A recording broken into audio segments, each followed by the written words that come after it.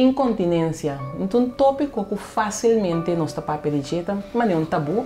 Mas nós temos a ver junto com nós, Monique Brouwer e Ham Deelstra, de Benu Pharmacy. Passou também tem charla somente interessante, caminho do lobo papia de tópico incontinência aqui. Nós também temos de Ham, contame Han. Conta-me algo de incontinência. Nós temos Monique como invitado vanuit Nederland, Monique de Holanda, e aqui não, que vai dar uma charla para explicar-nos um pouco mais de incontinência. Han, conta-me. Bom, a mim não sabe mais de incontinência, se me te laga na Monique, ante ela é na holandês, pessoa não está dominando papiamento, mas ante a charla ela está na holandês também, dus. A charla está em quadro de BNU Health Series, que nós começamos a apresentar. Fedia nós abrir a BNU Pharmacy, a franchise que nós toma. Na setembro nós fazemos de asma COPD. Na novembro nós queremos mais, mas sigue nós fazemos em januário. Então, você mesmo entrevistar o Dr. Visser, nós fazemos virtual medicine. Então, tem quadro de Health Series, que ainda nós quer informar o público mais sobre o tópico de salubridade, etc. Agora nós também com o tema de incontinência. Lo sigo mais também, mas já são para metade 7 para metade 8, lo tem seminário riba incontinência. Tem Ávila, pobine 46 horas para registrar. Então, orum vem para registrar, vamos registrar online cá, sim. Okay. Nós abrir, mesmo no caso de virtual medicine, que é outra lezing que nós fazemos por registrar online. Então, agora que tem suficiente lugar ainda, que se você não assim ainda, então é interessado em incontinência, please HCC. Então, está grátis? Está grátis. Sim, grátis. E tu rende por participar nisso? Bom time de sofre se a palavra é correta, de incontinência. Se você tem uma família, então é pessoa que papi arriva aqui, portanto, estamos para discutir como pode ajudar a família para atender com isso. Então, incontinência é uma coisa que toca a gente grande. Tem gente jong também que tem problema, dus lezing dat está encarregado com Monique. Nós também temos de Monique, Monique explica que é vai papi. Sim, Monique vertel ons. Waar de lezing over zal gaan. Okay. De lezing gaat dus inderdaad over incontinentie, om die uit de taboesfeer te halen. Er zijn ontzettend veel mensen over de hele wereld incontinent. Maar er zijn ook een heleboel mensen die het nog niet kenbaar hebben gemaakt. En daar gaan we het over hebben, van hoe ontstaat het nu? Hoe lang duurt het voordat mensen het uiteindelijk echt gaan vertellen dat ze incontinent zijn? Maar dat er ook heel veel mogelijkheden zijn om oplossingen te bieden. Want het probleem is dat als mensen het proberen te verzwijgen dat ze incontinent zijn, omdat ze zich daarvoor schamen, heeft dat ook heel veel effect op hun sociale leven.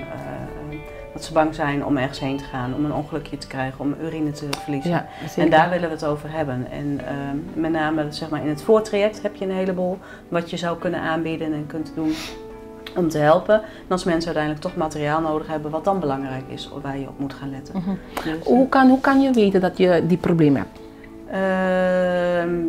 Dat je zelf... Wat moet je erop letten? Wat moet je erop letten? Nou, je kunt er niet op letten. Je kunt alleen maar het kenbaar maken op het moment dat je dus urine ongewild verliest. Want dat is je gaat ongewild urine verliezen. Dan is het belangrijk dat je hulp gaat zoeken. En dat je in eerste instantie naar een arts gaat of naar de apotheek, naar de botica, om informatie te krijgen. En dan gaan uitzoeken of je nog in het stadium bent dat je bijvoorbeeld bekkenbodemtreding zou kunnen krijgen. Om je bekkenbodemspieren weer sterk te maken, dan wel dat je geholpen kunt worden door materialen. Maar weten men hoe komt het dat men die incontinentie kan krijgen?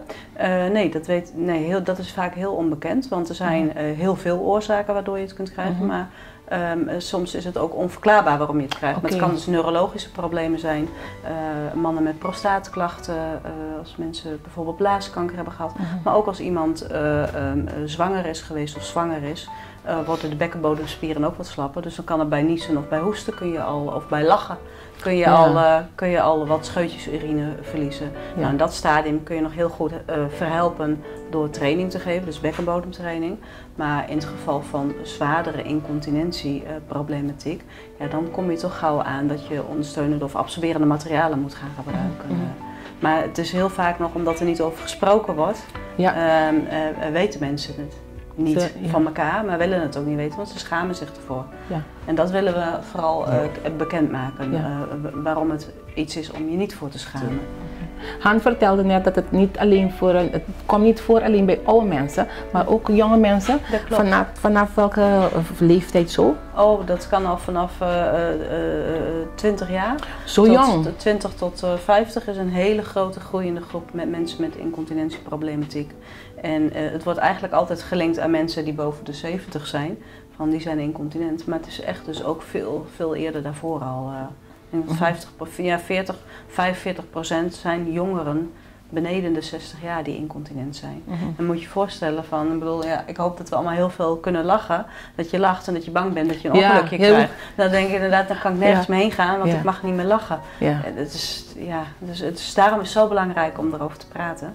Ja. Maar ik vertelde het vanmorgen ook al, als je op een verjaardag zit, in Nederland de hooikoortstijd, dan zeg je wel van, niezen, hooikoorts? Ja, hooikoorts. Maar als je dan kijkt dat hooikoorts, incontinentieproblematiek komt vaker voor dan hooikoorts. Oh ja. En hooikoorts praten we wel over, maar datgene wat veel meer leeft, praten we niet over. Die incontinentie willen ze niet erover praten? Nee, en dat ligt ergens, zeg maar, als je kinderen hebt, kleine kinderen, die ga je zindelijk maken, die ga je trainen.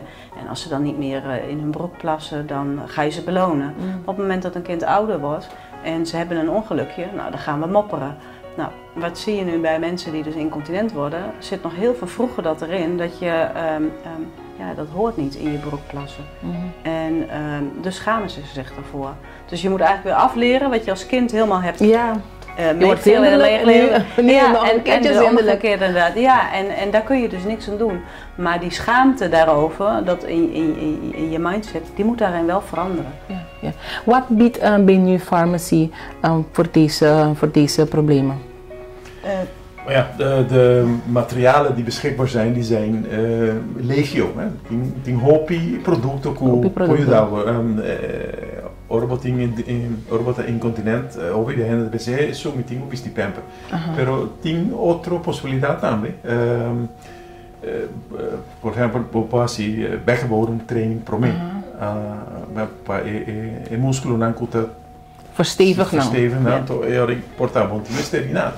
Pero tem inleggers, tem diferente tipo de material popasi. Dus esse também lo explica Ribaje de seminário. Dus en het is ook belangrijk, als ik mag aanvullen, dat mensen hebben het idee dat als je een grote incontinentiebroek aandoet, groot, dik, dat veel absorbeert.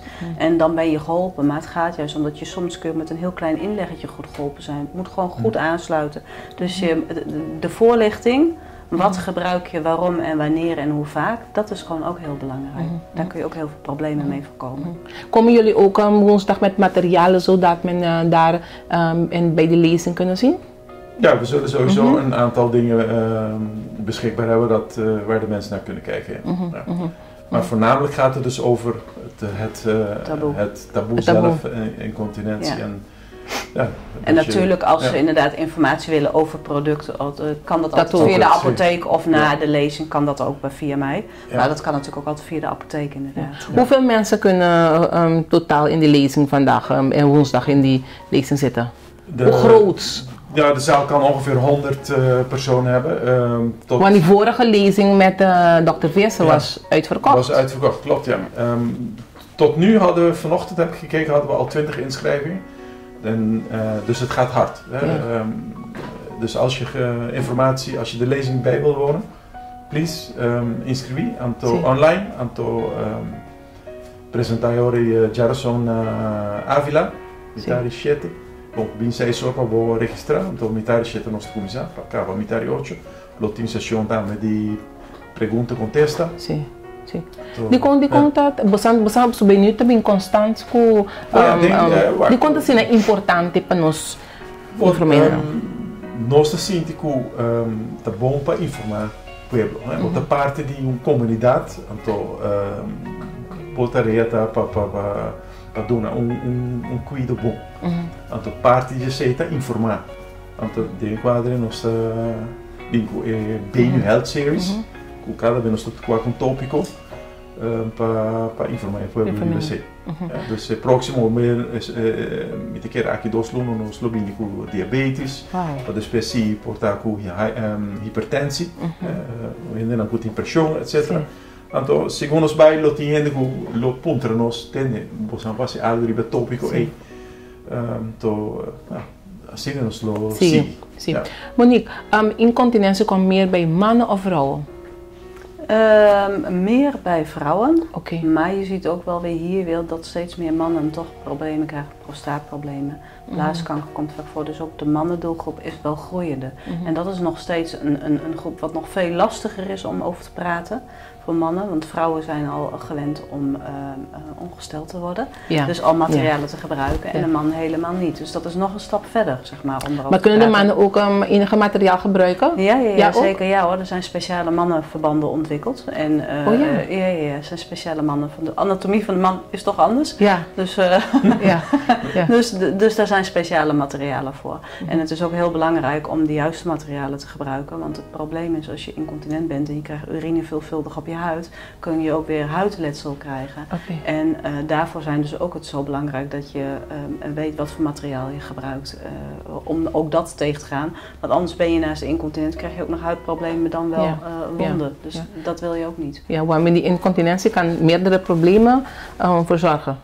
Kunnen meerdere problemen naar voren komen? Naast incontinentie? Ja, dat kan. En het ligt eraan waar zeg maar, de incontinentie door ontstaan is. Maar het kan ook wel onderliggende ziektes zijn, zoals inderdaad mensen met diabetes, neurologische afwijkingen. Dat kan. Oké, Monique, Han, nog iets willen jullie aan Kebisa na Nocenina? No, Torinde, libremente, het is gratis, llamas, Avila, Jarasovo. En ook voor mensen die niet incontinent zijn, hè? Het gewoon voor iedereen, voor de bekendheid. Want soms je porta een familie tiene, escucha. Dank je Monique, dank je Han. E me te quero Jara só me também lo vai na charla aqui. Vou dank je. Dank je.